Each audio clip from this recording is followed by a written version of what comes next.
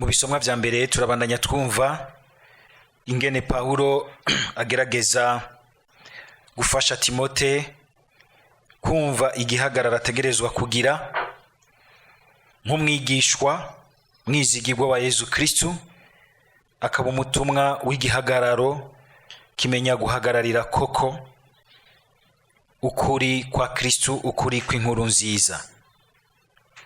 Uyu munsi turumvise ingene agarutse kumwibutsa ibintu bibiri bikomeye cyane mu rugendo rw'umutumwa ashaka gukorera neza Yesu Kristo, kugira ngo amutegure ngo bishobora kumushikira ubwa mbere ntibimukange, kandi amenye ahakura ubukomezi bwo gushobora gutsinda vyose, agashobora gucira inzira urugendo rw'ubuzima bwiwe no kuzigama umuryango w'abakristo mu ntumbero ya Kristo. Murumvise ingene abanje kumuyagira ati amakuba atanshikiye na yahe, gacagira ati mbere ushaka gukurikira Yesu Kristo azobona amakuba muri ubu buzima. Tariko abacisha akabiku kandi bo buzobona umenga barorohewe birabakundiye, ngo ariko bazoba ariko barazimiza abandi nabo nyene bizimiza. So kuzimira nka kujya ko umuntu abahushije inzira, bagahusha leur destinée finale, bagahusha ubuhigwe budahera kubera ko bahushije inzira ya wa wundi asanzwe ari ubuzima budahera, Yesu Kristo n'inkuru nziza yiwe.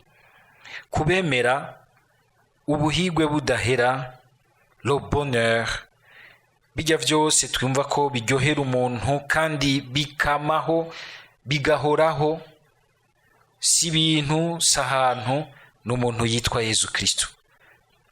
Ni ijambo ryiwe niryo riheza rikatumurikira, rikaduha insiguro, rikaduha inguvu no mu gihe tuba turiko turaca ahantu hagerageza ubuzima bwacu. Tugere Kristo. Paulo ariko aravuga yuko ugomba gukurikira Yesu azohamwa akabona amageragezwa, suko omenga ni ibintu Imana ikitegekanye kagira iti wenda gutekaniza amageragezwa ngana uko ya, kuko Imana ntahishima kubona abababara, ntayitegekanya ibibabaza umuntu. Ariko ico Imana itegekanye igira iti niwaca hajya ahantu ukangumiza ku mutima nzokugumya gushika ahubwo ndaguteye iteka, nkakugabira intsinzi nk'imwe data yangabira ku musaraba. Tubitahure neza rero, suko womenga umuntu yoca mbere arondera ibibaza canke ibimugerageza ubwavyo, oya, bisanzwe biri ku nzira y'ubuzima bwiwe, kuko burya kubera ko dutwara ubwiza, ubugororotsi, ubutungane bw'ingingo y'Imana muri twebwe, biragora yuko umuntu ari mu ngingo y'Imana mu bandi bashaka kwibera mu mwijima yuko ashobora kubatorana amahoro. Mugabo amahoro yiwe ubwa mbere ntashingiye kuko bamukundiye canke bamukunze canke ego bamwishizemwo neza, ihibambewe amahoro yiwe akumva yuko ubwa mbere ashingiye kukugerageza kubanza kugororokera Imana, kandi muri ukugororokera Imana ashobora kubarokora agateba akabazana. Ico kintu sinzi ko muragitangarira mu buzima. Tugere Kristo. Muramugitangarira ugasanga ubanta n'abantu baba beshi, mugabo umuntu agize ingorane mu babeshi bagenzi we, arondeye uwo yitura ngo amwumvirize, arondera umuntu yibaza ko agororotse imbere y'Imana. Sivyo none? Urabibona? Ukazibona umuntu arivye nko mu kigega cy'igihugu, canke umuntu arakwivye ahantu, agiye kubitsa umuntu azobitsa nde? Ubwira azobitsa igisuma nkawe? Azorondera umuntu agororotse.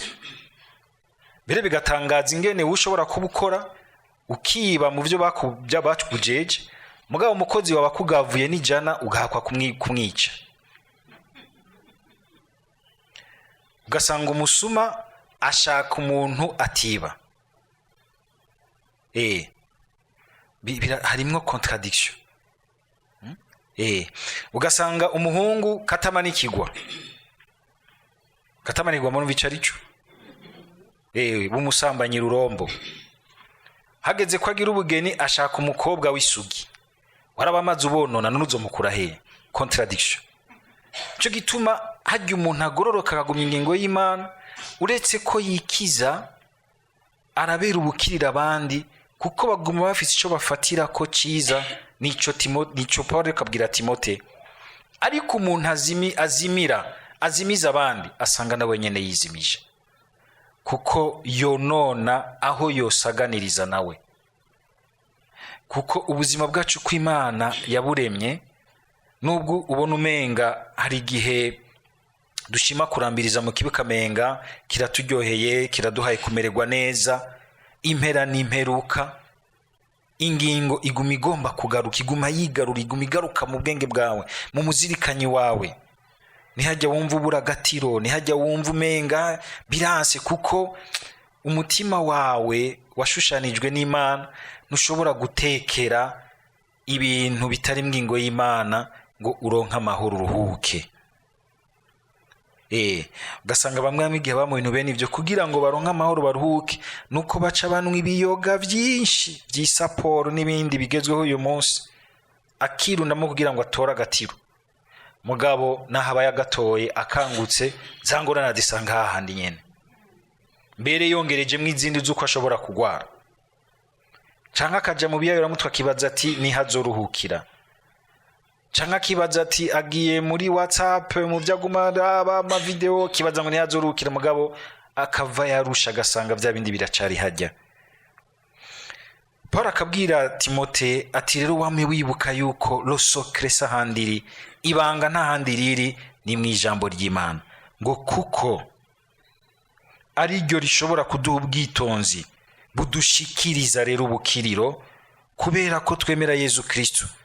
Icanditswe cyose mu ijambo ry'Imana ngo cohejwe n'Imana, kandi gifise akamaro mu kwigisha, mu guhanura, mu kugorora no mu kurera mu butungane, ngo gutyo umuntu w'Imana acaba abangukirwa akagira ibimukwiye ngo akore igikorwa ciza cyose. Kwama twumva yuko mu ijambo ry'Imana hama hanyegeje nogira nti intumbero, umuco, mbere n'umuti utuvura mu mutima. Hage bishyuga ugasanga umenga urazazaniwe, waza ukumviriza ijambo ry'Imana kandi ukumva umutima akaguha kumva mwati iryo ni gwawe, kandi ukumva ko ribaye gwawe rikakuremesha, rikaguhagurutsa, rikagutumbereza, rikagutera intege, canke rikagukebura ugasubira kugorora, ugasanga umugendera mu butungane bw'Imana. Mu nkuru nziza Yesu Kristo asa nk'uriko aragerageza kwihishuka nk'Imana abamwumviriza, abari hagati yabo, kugira ngo ntibamuheze gusa kukumubona nk'umuntu asanzwe. Afatiye kuri Dawudi, niko bamwita mwene Dawudi, ariko kandi turabizi kuva mbere mu marayika kimubura yaravuze yuko azoba umwana wa rudasumbwa. Vy'ukuri Yesu Kristo ni mwene Dawudi, ariko ararengeye kuba mwene Dawudi, ni Imana hagati yacu. Ibintu birimwe inyigisho ikomeye, nubwo tudafise umwanya kugira ngo tuvyinjiremwo, gusubira kuzirikana ku karanga ka Yesu Kristo nk'Imana ariko kandi nk'umuntu. Nk'umuntu arazi kudutahura, aratuzi rwose gusumbya nuko twize. Nk'Imana agashaka kudukiza, ariko kandi Yesu Kristo akatwereka yuko ugukira kwacu nuko ubumuntu bwacu bwinjira mu Mana, ariko kandi nukureka ngo Imana yinjire mu bumuntu bwacu. Ubukiriro bw'umuntu n'ubw'umuntu anywanye n'Imana koko vy'ukuri, kandi igihe cyose tugerageza kumwigana, tukagerageza guha ikibanza Imana mu buzima bwacu no guha ikibanza umuntu mu buzima bwacu, vy'ukuri Imana ikironka himanira, Imana ikironka hifatira ubukiro wamanutse mu isi yacu. Nta bukiro bw'umuntu menga aheze mu Mana, ntazi kumva abantu ingene bababara, ingene banezerewe, ingene bamerewe, ingene baryohewe canke bababaye. Nta n'ubukiro bw'umuntu yibaza yuko azoherera mu bantu ngo yibagira Imana. Kuvaho Imana itwimenyeshereje muri Yezu Kristu, ubukiriro buraba Imana n'umuntu, kandi ubushikana neza n'umenya kwakira Imana akayumva, bikamutuma amenya ingene yakira neza abandi. Umuco twaronse w'Imana udutume tumenya abandi neza, kandi dushobora kubatuma bumva ko Imana iri hagati yabo. Yezu Kristu murumvise ingene ngo bamwumvirizanya akanyamuneza, kuko hagati yabo yarahaserura presence y'Imana. Dusabe natwe tugira ngo turamukurikira, tumwakira, mbere tugiye dusubire tumwakire, nitureke ngo shetani dukorere mu ibitangaro.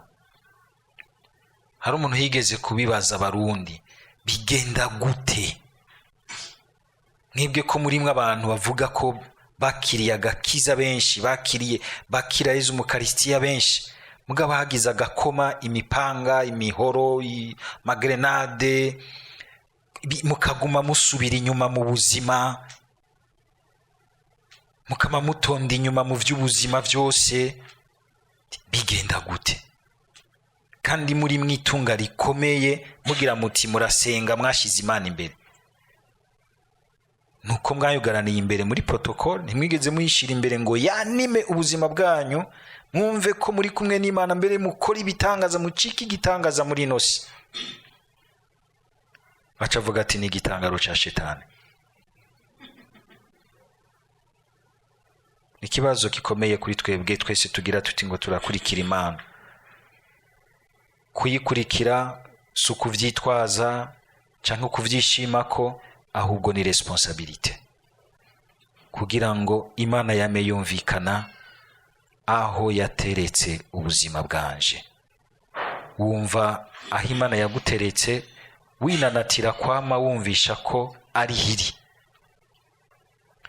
Yezu Mukaristiya twakira atubemwo, abandanya dufasha kumushikana koko mu buzima bwacu, kugira ngo twese twumve ko Imana iri wacu, mu kugerageza kumvirana no kwakirana neza mu Mana. Amen.